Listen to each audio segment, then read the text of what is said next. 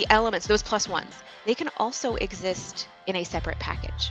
So curating our homepage in a way where, the first three or four stories could be on the same topic. Like CNN and the other national networks do this really well, where they have their platform designed in a way where you've got your top story, right? And then below that, you have a link to the PDF documentation, the exclusive interview, the extended video, those extra elements. They're not just putting them in one story and letting it go.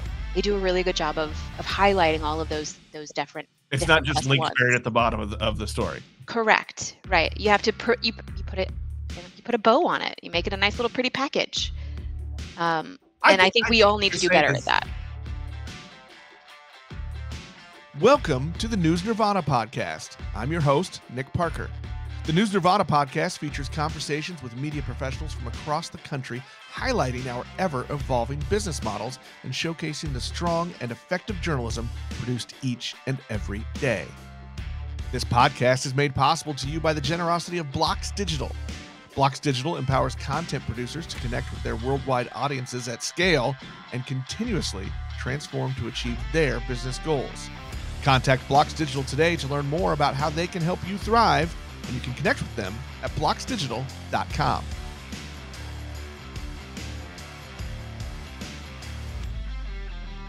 Hello and welcome back to the News Nirvana podcast. I'm your host, Nick Parker. I'm excited I get to be back with some broadcast people today. We've kind of had a string of some print, I feel like, so it's nice to get back on the broadcast side. I've learned, as the old newspaper guy, I've learned to be nice. Denise Yost, Director of Digital Content for Allen Media Broadcasting. Welcome. Thank you for having me. Well, we had an interesting conversation a week or so ago, just kind of as we were getting to know each other and thinking about content for today's episode. And you just said one line. And I'm like, let's go there. And so I think it fits for broadcasting. It fits for print, for everybody, because it's what we all have to learn to do now. And even though we've been saying it for probably 20 years now, it still feels like we have to make ourselves do it. And that's think digital first. Right. And how we're going to tell that story digitally, as well as our legacy print, our legacy broadcast. Because now we need to tell the story a few different ways, but all complementary to each other. Is that kind of where you're coming from too? Yeah, absolutely. I mean, I think the first message that I usually, talk with our stations about is, the way that we've been doing it so far up until now is not good anymore. It's not good enough at this point. And we've got no time limits. We have no space limits on our content and what we can put together for the digital space. So the sky's the limit, really. And telling that story across all platforms the best that we can is really the key. I think we've said this on a previous show, but in the early 2000s, it was keep it tight, keep it tight, keep it tight. Write Yeah. smaller.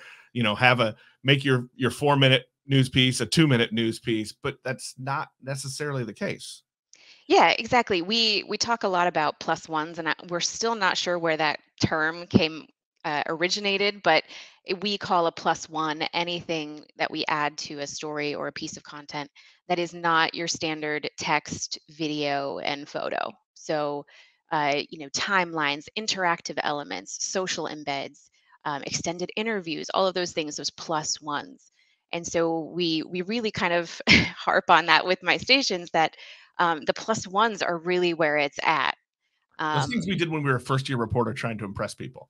Yeah, but I mean, it's kind of par for the course at this point, right? It's the price of admission. That's what is expected for digital content. So how are you working with news teams? And I know you're not down in the weeds with every station in Yeah. your group, but how are you kind of working with those news teams and the news leaders, like, to get the producers to do that, the news producers to do that? Yeah, we have really great interaction with the stations now that we have the technology to see each other every day, and to have Slack and programs like that where we can communicate on the day-to-day content, creation process. So we really encourage brainstorming and content sharing ideas between the group, but we also have really robust conversations I have weekly one-on-ones with the stations, with the DCMs specifically, to go through some of their highest performing content and some of their content that maybe missed the mark a little bit, and discuss ways that we could have made that better. We also do really great in-depth, in-person, what we call digital content retreats, which is where I go into the market and we do best practices, writing exercises, headline exercises with the digital staff, and if desired, the rest of the newsroom, because that information can't just sit with the DCM, right? It needs to get communicated to the rest of the newsroom, and those, because it's all hands on deck. I've heard you say it before, right? And some of the other guests that you've had on the podcast have said, it's everyone wears a digital hat in some way, and so that the expertise can't just sit with the DCMs. Right. You can't just be a writer or just a photographer. You've got Right. to do all of the things. I Hmm. like the idea of going into the markets and doing retreats. I know probably initially there's always a little bit of pushback and a little bit of I don't want to be here. But I also feel like too, like I don't know, there was nothing more fun of when a new toy was made available or a new tool that you could use to just tell stories differently. Yeah, You and I don't have want actually people, had a it really beats, right? And yeah. do it different.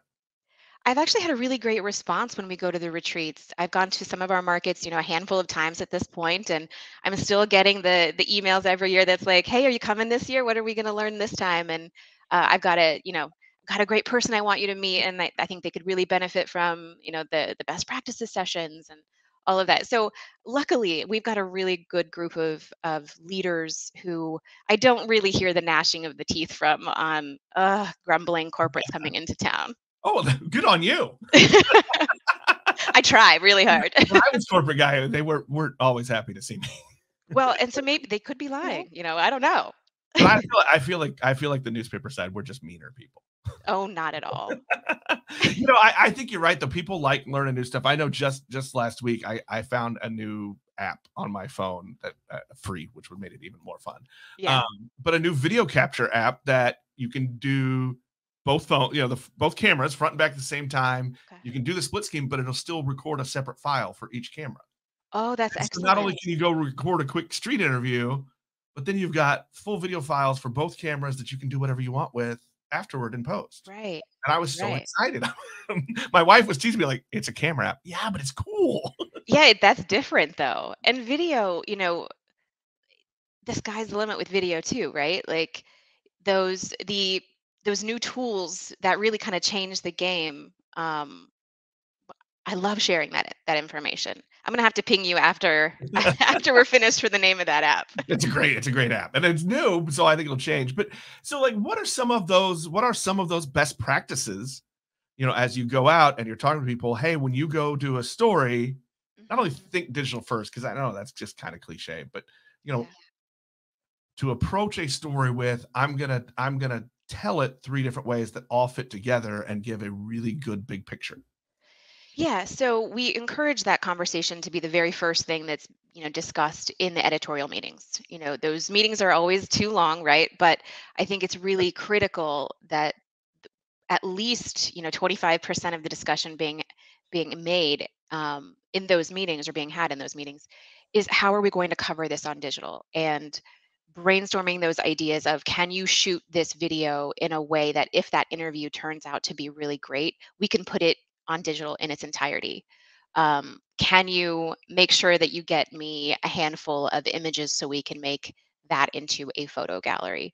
So thinking about that from the very beginning. And that's why it's really critical for digital content staffers to be vocal, especially in small newsrooms, because if you're not going to champion digital, I always say, if you're not going to be jazzed about it, no one else is going to. And if you're just quiet and you're sitting in those meetings, just letting it happen, that's you're never going to get the digital first mindset. You're never going to get those materials. They're certainly not going to come back and say, here, I have these PDFs from the courthouse to add to this story. You have to talk about that at the beginning. That makes sense. Yeah, I think it helps kind of get back to that old school storytelling Yeah. frame of mind. Like I'm not just going to report whatever. I'm going to tell the whole story. And I think, yeah, I think you're right. Then you can lean into all of the tools that get you excited about telling the story. Right. If you're excited. I think like you just said it. If you're excited, they'll be excited to watch it. Right. Yep.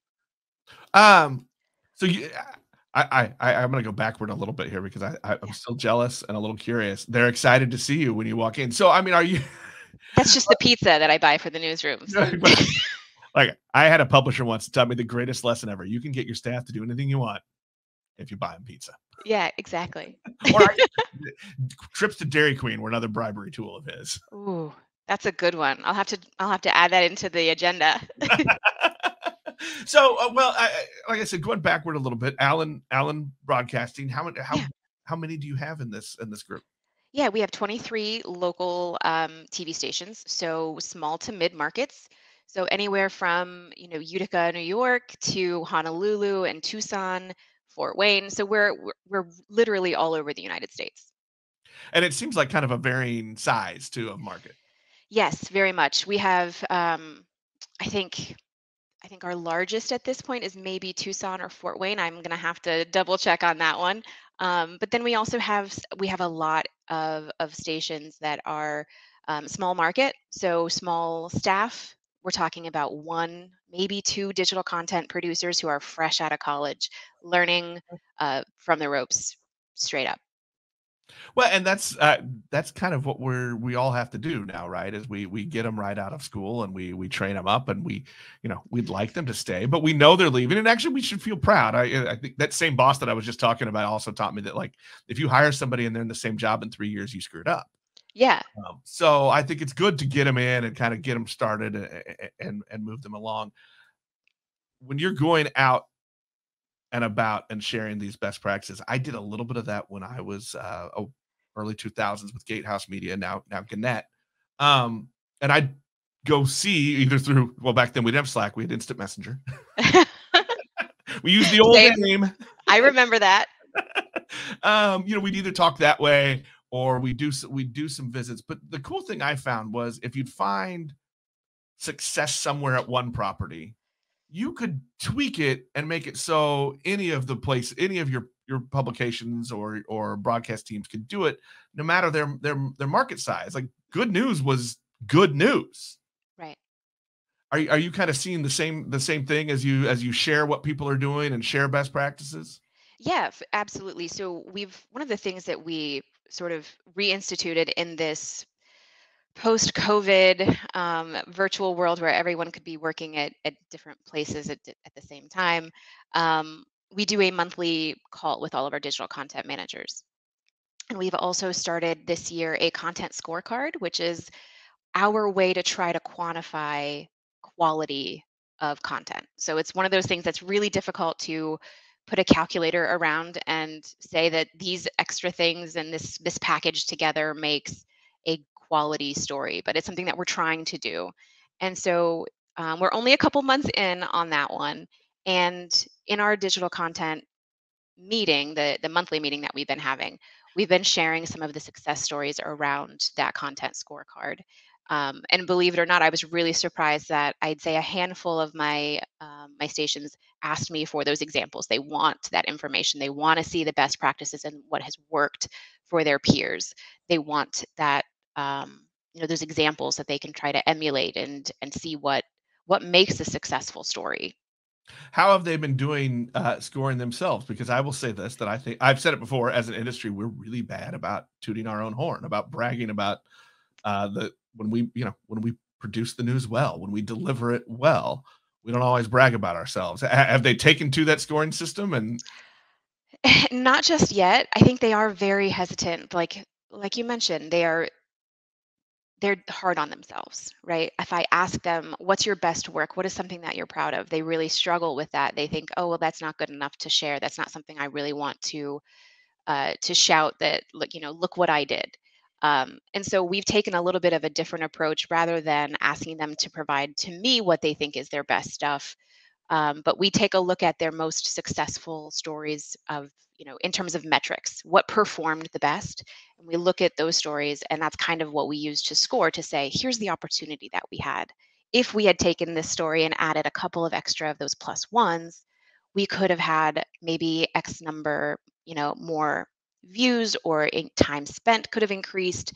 Page views per visit might have been increased as well, those types of things. So they're not great at tooting their own horn for sure, but that's where I come in and I get to tell them you did a great job. Well, and I think, every team needs that. They need somebody to remind them, you did this well. This was a good, this was good package. You Yeah. told this story well. And that goes back to the editorial meetings and being jazzed about it, because those types of that encouragement that we're just talking about is also really necessary for the rest of the newsroom. If the reporters and anchors are turning in their digital copy consistently and they're never hearing any feedback, good or negative, or any sort of coaching, just like with on air, you know, how are they supposed to care about that? So I've also encouraged that same sort of praising um, of your peers to happen in that editorial meeting too. So how are you scoring? How does the scorecard work? So the scorecard, I've tried to get the DCMs away from this idea of a grading system. So an A story. That just brings We're past trauma. What's that? That just brings past trauma. Exactly, it does. So every story has the potential to have more than 100 points, really, for the stories. And it's things like benchmarks that we've been talking about for headlines, whether we've optimized a story for SEO, whether we have a strong, engaging summary. And then we also add in some of those plus ones. Does it have a gallery? Does it have beyond the standard image and video? Does it have an extended interview? Does it have something interactive?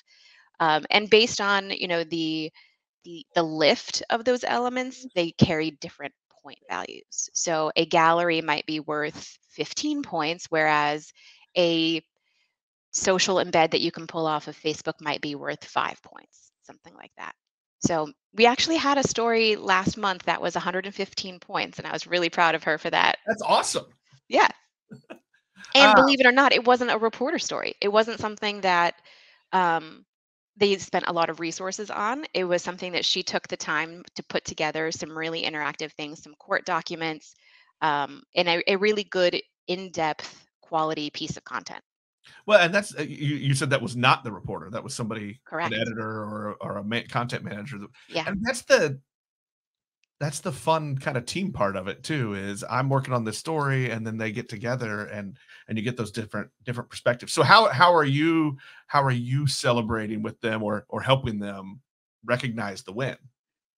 So actually, I need to work on that a little bit. This is still sort of in its infancy. Like I said, we've only done this, I think this is month number 3 that we've done the content scorecard. So I would like to find some different ways to celebrate that and to really recognize that you guys are doing a great job with the quality of our content that is so difficult to measure. Yeah, I think Any that's suggestions that you have for me? look, send them pizza. Right? Here's a Papa John's gift card Yeah, exactly. or whatever local pizza place it is. 'Cause Yes. we want them to shop local. Yeah. Choose your advertisers. That's the old newspaper guy in me. I only shop at people that Well, advertise. no, I mean, you're right. When I go to market, I always ask them, "What's the local place that you guys don't usually get? What's not what you get on election night? That's the go-to. What's the treat?" Right, right. Okay, so here's a fun question. I know you're not in the newsroom anymore, Yeah. but what was your election night meal? What was your favorite election night meal?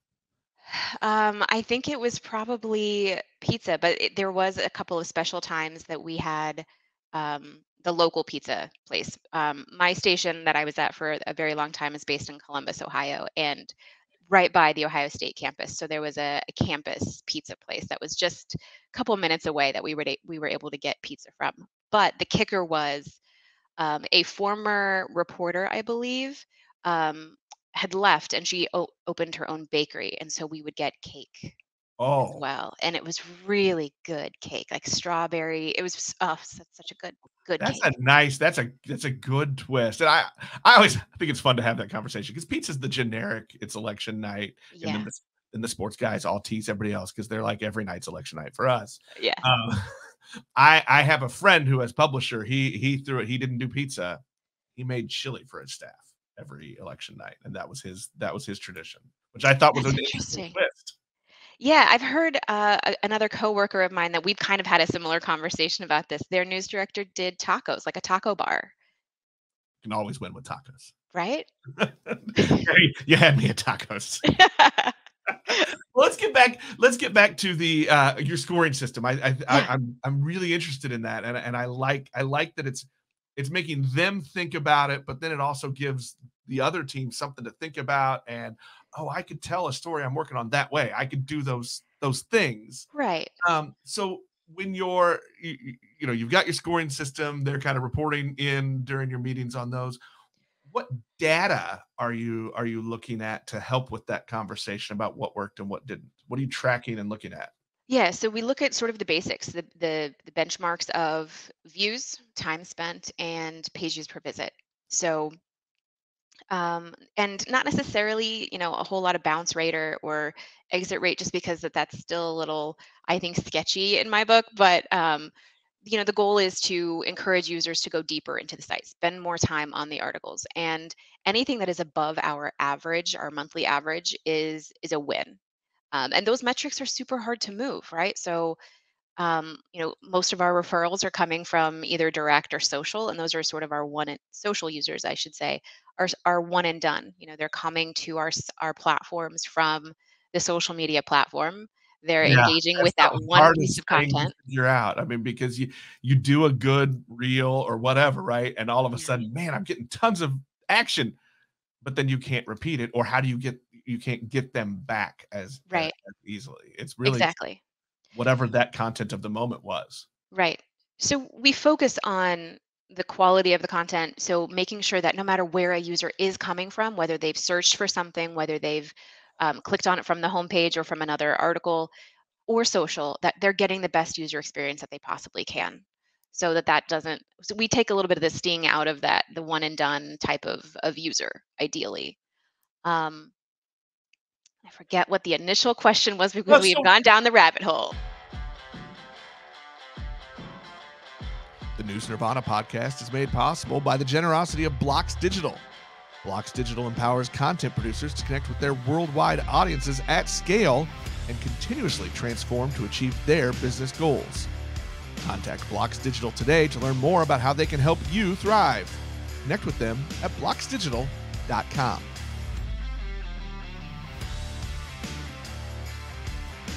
and so how are you working on that user experience, I guess? And that may be too deep for, what your job role is, Oh, but yeah. I mean, So go ahead. I mean, I think the thing is, we're with the content scorecard still being something that we are tweaking, we are making adjustments to. Sometimes there's a piece of content that someone worked really hard on and it only has a score of 50 points. That doesn't make it a bad story, but it does highlight, and I think the intent of this exercise is to highlight the opportunity that exists. Um, and it's difficult to get that away from that mindset of, oh, a 50 points out of 100 is failing, and that's not necessarily failing. And there are going to be some stories where it's just not possible, and so in those instances, we find ourselves sort of negating some of those points, like looking and saying, okay, this was a press release that ended up having unreasonable success. It went viral a little bit. Right. You There's don't no have worse feeling than I wrote a great feature, but the dang press release is what got everybody's attention. exactly. So recognizing that, was it in that instance, is a 100-point article possible? Not necessarily. But here are some of the other things that we can do with that. That's the low-hanging fruit that we can add related content to. Um, you know, we have the RCMS in Blocks Digital that makes it really easy to drag and drop related stories in between, paragraphs, and doing in story text, and um, all of those evergreen plus ones that we should have on standby, really, that can elevate the story to the next level. I like your conversation about plus ones, because I think as you were talking there and I was thinking about those, sometimes they're great stories, but it's not what drew people in. And sometimes the most important stories are ones that aren't necessarily sexy or right, like they're not gonna go viral. Yeah. But if you think about the plus ones, like what's the thing I can do to attract that attention, or just, how can I make a good doorway to get my viewers, my readers, to get my audience there because it is an important story. Mhm. And I think one of the things that we don't do well enough, and I think I would say this for, across the board, is we do a really good job of putting together a package, but not necessarily differentiating it in any way so that a user knows that this is going to be something different when I click on it, if that makes sense.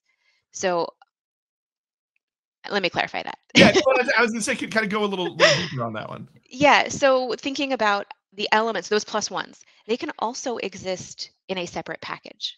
So curating our homepage in a way where, the first three or four stories could be on the same topic. Like CNN and the other national networks do this really well, where they have their platform designed in a way where you've got your top story, right? And then below that, you have a link to the PDF documentation, the exclusive interview, the extended video, those extra elements. They're not just putting them in one story and letting it go. They do a really good job of highlighting all of those different It's not different just plus links buried ones. at the bottom of the story. Correct. Right. You have to you put it you put a bow on it. You make it a nice little pretty package.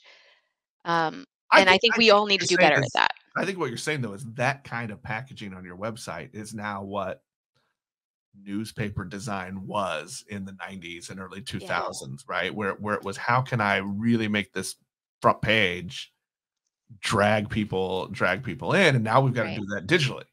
Right. And I'm not And saying that news design isn't important anymore. Have to think differently. yeah, absolutely. And that also comes in with, like I said, that I call them standalone, so that you can open up that extended video and you also get a link back to the article and you get a link back to the PDF in that element. So you have a bunch of different ways that are entry points into that one story, and circulating those different headlines and those different titles on social. So it's not just posting the one story about X, Y, or Z. You're then posting the link to the direct court documentation. You're posting the link directly to the extended interview. I think that brings up an interesting thing about how you're using social to drive that traffic in, because I think a lot of us are, okay, here's one post. I'm going to do this one, and then maybe in 3 days I'm going to do another one that's a little bit different, but it's really the same thing. Right. And or I'll do it a little bit different on Instagram and a little bit different on Twitter, but it's all the same image, it's the same headline. But to think about different ways at the same time of using that. Yeah, I think, well, first and foremost, one of the mistakes that I think I I've made in my past, and I know that some of my DCMs continue to forget, is that we have this idea that everyone on social who follows our brand is seeing every single post that we make. So we can't post something too close together. We can't post something, or we have to hit these certain benchmarks. Yes, it's great to have a philosophy and a strategy and some general ideas of the frequency in which we post to social. But social is the algorithm is changing constantly, and there is no silver bullet, which is what I keep telling them. So Right. I think the first point is there is no hard and fast rule. Social is one of those places where it is a low lift to experiment, see what the results were, and then adjust your strategy there. And to your point of recognizing the different platforms, what works on Instagram is not going to work on Facebook and vice versa. The audiences are entirely different. We've got some DCMs who are trying to explore TikTok and what might work there versus what's going to work in Reels, or what's even going to work on Twitter. So presenting that I'm just in scared of TikTok. I don't want to learn more things. I'm too old to be on TikTok. Listen. That's been my thing. It's like, can I learn more? Will my old brain take more? I don't know. Luckily, luckily I've got young coworkers who I can say, listen, I've got a dumb question for you. And Talk to me about TikTok. that's both true and funny. But I also remember I did some training, I don't know, 15 years ago or something. And the guy came in and he said, "Stop finding your youngest team member and making them the social media manager. That's not how you get it done." Yeah, Like, talk to them, learn sure. what they're doing and what their peers are doing, but you need the experienced marketing brain or whatever to really be that manager. And embrace all the age groups, but he said Yeah. the worst thing in the world is when I come into a place and I just see that they picked the youngest person in the room, and that's their social media. Right. Um, the the idea of each social platform being treated in its own is I think a best practice, and recognizing that, but at the same time recognizing that we have digital staffs of one or two. um, I've heard it mentioned on podcasts previously: first you crawl, then you walk, and then you run. If we are not crawling, we cannot possibly run to TikTok, for an example. Right. We want to experiment in those spaces. I don't want to shut down the enthusiasm and the desire and the passion for those platforms as well, but our bread and butter has to be there as well. So let's get to the point where we can put our story on Facebook in one format, and then do a vertical video for a story on Instagram, and then make sure that we post it to Twitter as well before we start worrying about making a TikTok at the same time, if that makes Yeah, sense. and I like that you said, treat them as individual platforms, almost like you have your website, and then you have your Instagram channel, and then you have. I like that. We also have to acknowledge it's hard. It's a pain in the rear Yes. to like, okay, I've got to post this like 6 times now in 6 different places, 6 different ways. But that's where watching that data helps to know that, hey, if I get this to Instagram quicker in this way, that's going to help me. And Yeah. if I get it, and that's going to change, and it's going Mhm. to change based on your story. Right. I mean, different And age groups are on different platforms and different, right? Different yeah. users. And I think the other part that some of our newsrooms struggle with, and maybe not ours specifically, newsrooms in general struggle with, is the idea of, my audience on Facebook is exactly the same as my competition's audience on Facebook, which is not necessarily the case. Um, funny story that I always kind of keep in my back pocket when we talk about social is, back in my newsroom days, I did an experiment with social, which was, we got a lot of feedback about the death and destruction, that we always posted negative stuff. We never posted anything fun or lighthearted, and you know the complaints about that on social specifically. And so we did an experiment, and for a couple of days we posted some more lighthearted content. We tried to change it up a little bit, be a little bit more conversational in our posts, in our language. And my very first comment was, "Why are you using so many exclamation points?" So every Mule copy editor to me is like, thank you. listen, do you understand how difficult and out of my comfort zone that was? Because I'm a very, very dry, very copy editor mindset of what's You appropriate and what you is get not one a appropriate. quarter, one slammer a quarter. Exactly. But that idea that, every audience is different, and what's going to work for your competition isn't going to necessarily work for you. Everyone has a different voice, every audience is different, and it's just about a matter of experimenting and see what works. Did that work for us at the time?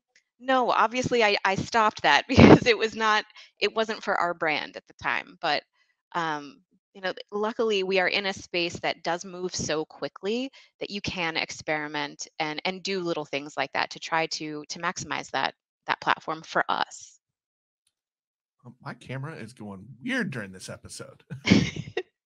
I noticed a little bit, but I was gonna let it was We're gonna just gonna slide. let it ride. It's fine. It's fine. Nobody's see me. It's fine.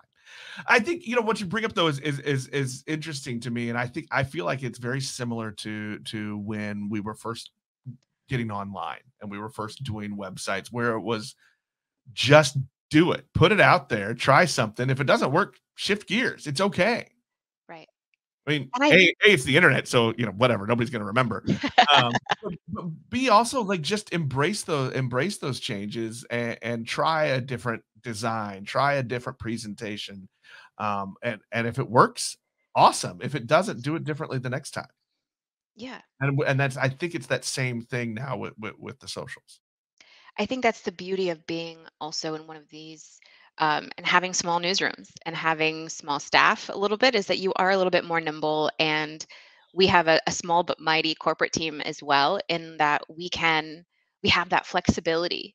Um, I'm sort of a consultant role with the station, so I'm never going to send down a, a mandate from on high. That's not the way that we work. So we work very closely together. And if someone comes to me and says, "Hey, we want to do a podcast, a daily headlines podcast," okay, let's try it. Let's see what happens. Some other stations have tried in our group and didn't really work out for them, but let's see what you got.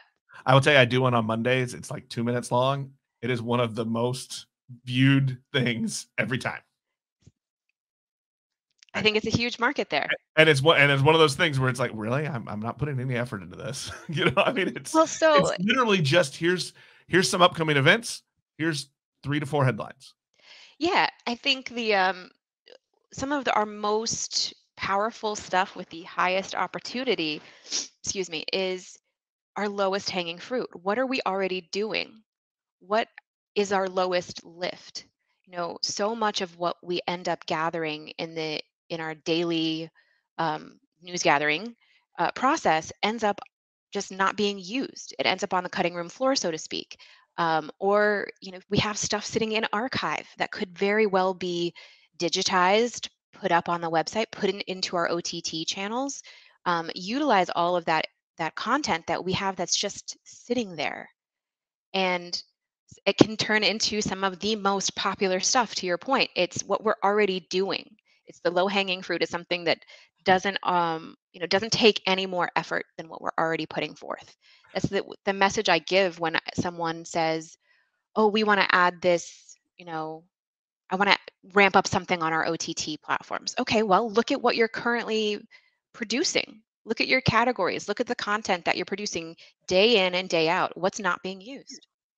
That's a great lesson, and I think that's the not scary part of the sandwich, because I think we started out this conversation, right, with think digital first, and I Right. think that can be scary to people because you just told me to think differently than I've done for however long I've been in the business. But that other part of the sandwich that you just brought up, which is the team is already producing a ton of content. Hmm. How can you take it? How can you reuse it? I think that is exactly the perfect question you just asked. Yeah. Has that worked? As you I'm as s- as you help people with that? I'm still working on that, actually. So one of our bigger initiatives this year was increasing our video quantity, not necessarily 30 seconds, type of arbitrary content that just to hit a quota. That's not what we're talking about. But looking at some of those historic, even franchises. One of our stations had. I'm not going to call them out specifically because I don't think that they've done it yet. I'm still working on them to do this. They had a We'll come back franchise. for a report later. Yes. They have a very strong sort of iconic investigative unit.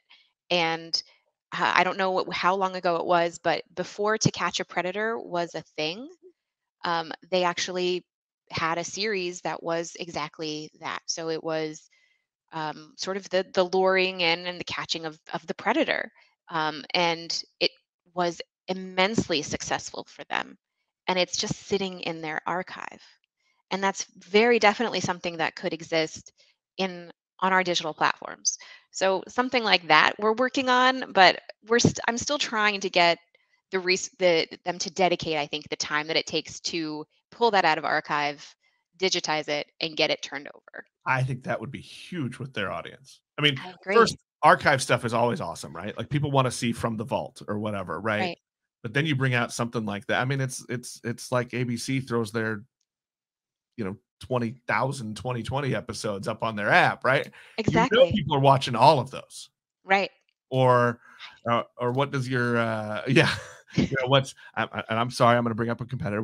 Hearst has their very local apps. I mean, if you go through Yes. those, there's a whole section that's just their crime stuff, and Right. it's old content being reused. Right.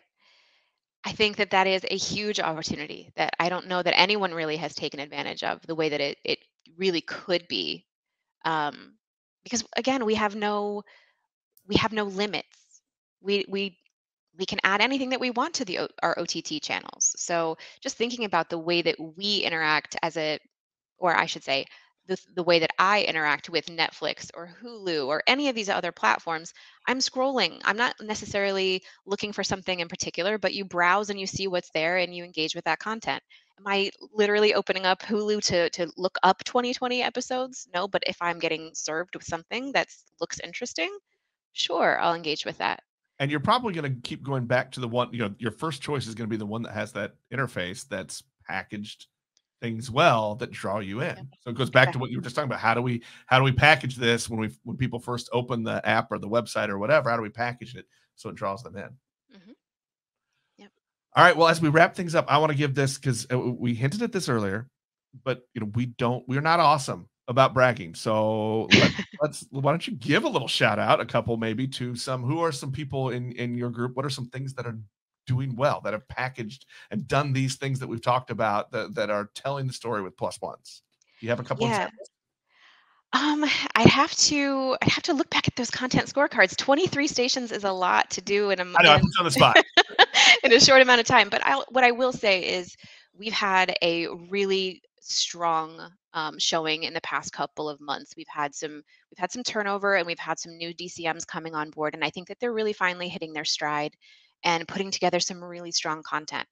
Weather has been massive for us in the past couple of weeks, and a handful of our stations have had record-breaking traffic, even surpassing COVID months, which is really remarkable. So we've got WTVA in Tupelo, Mississippi, right there in Tornado Alley, who has done really, really strong coverage of devastating, deadly tornadoes in the past couple of weeks.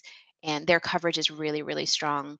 WREX has had a really strong showing. There was an auto plant that got shut down that really sort of ravaged some of the workforce in their community, and they had really strong team coverage, timeline elements, things like that were really engaging. Um, but across the board, we've had, in the past year or so, we had our station in Honolulu do the coverage of Mauna Loa erupting. Um, it's just across the board. I'm really proud of all of our DCMs, especially given that they are limited resources, small markets, but doing their very best with the tools that we've given them. Let me ask kind of that same question, just in a little bit different way. What are some of those plus one types of things that you think are really making a difference? Just some suggestions for people as they're working with their teams, or Yeah. even their own reporting styles. Some of those plus one things that maybe they ought to look at and, I can add this to my storytelling. Yeah, the things that get me most excited are timelines. So whether that's an embedded timeline that you use from a different source or from within your CMS, but show me what we're talking about here. Don't act as if I know the story from the beginning. Package this in a way where I could jump into it now and I've not been paying attention to it for the past 2 weeks. Give me all of the information in a concise way that makes sense. Um, Extended interviews is another one. Let me see the entire footage and let me come to my own conclusions, or see the raw footage. Those are the things that really get me excited about, because they also take time to interact with those elements, or court documents. That probably, though, for me at least, goes back to my days in a newsroom, where that was one of the exciting things, was poring over documentation, converting that into a story. But I think we're in this day and age where there's no such thing as too much. And our users are smart, and they want that information for themselves. To some degree, yes, they want the information presented in a nice, neat package, but they also want to dig in whenever possible and come to their own conclusions. And I'm going to apologize for that. That might be some of the best video we've had in now 2 seasons of this. That was great. My cat, George, just jumped up, right? Perfect timing. Perfect timing. Well, I think old school, we used to look at process stories as filler, right? Like, oh, well, we're waiting for the next thing to happen in the story we're following. So let's do a process story. But I think now it's become, that's our hey, audience, this is the peek behind the scenes of what's happening, but also it really helps the why. And I love it. I love it during, if there's stuff, not just elections, but if there's things happening in your community that you're covering, like to here's how we got here and here's why. and here's how people can affect change or be a part of the process. I think just the reason and the need for process stories has become more prevalent than it used to be. It's not just filler anymore. Right. And that's kind of what we do best, especially in small markets. Hyperlocal is our bread and butter. That's what we have to do. It may sound boring on the outset, but that's what we're known for. Who else is going to do that story? Right. Yeah, if you want to claim to be a watchdog, I mean, it has to start there. It Right. has to start with, "Hey, everyone, here is the process. Here's how it's supposed to work." Right. I think that's a very good thing to remember. Well, Denise, I appreciate this time. This was kind of fun. I know we went a few different directions, but I think it was kind of fun just to talk about how we are packaging the news and delivering it. Is always a good conversation to have. Yeah, absolutely. My pleasure. Thank you so much for having me. This was fun to dig into some of my memory banks on some of the stories of the past and the way that we should be doing things in the future. Well, and I think we all just need an opportunity just to kind of get nerdy about our profession, right? And just talk about these things in a good. I mean, look, we love getting with other news people and hanging out and talking, but I think also this is a good way that we can do that and share with everybody else, and hopefully people are getting ideas as they listen in or watch, and I can take this back to my newsroom, my organization, and do it. And George, thank you. You know, I feel like I'm getting a very cat-like scowl. Right? He is full of personality. On those DCM calls, if he hasn't made an appearance, he gets asked about where is George. That's awesome. Well, Denise, thanks again. I appreciate it. That'll wrap us up for this episode. We'll talk to everybody next time.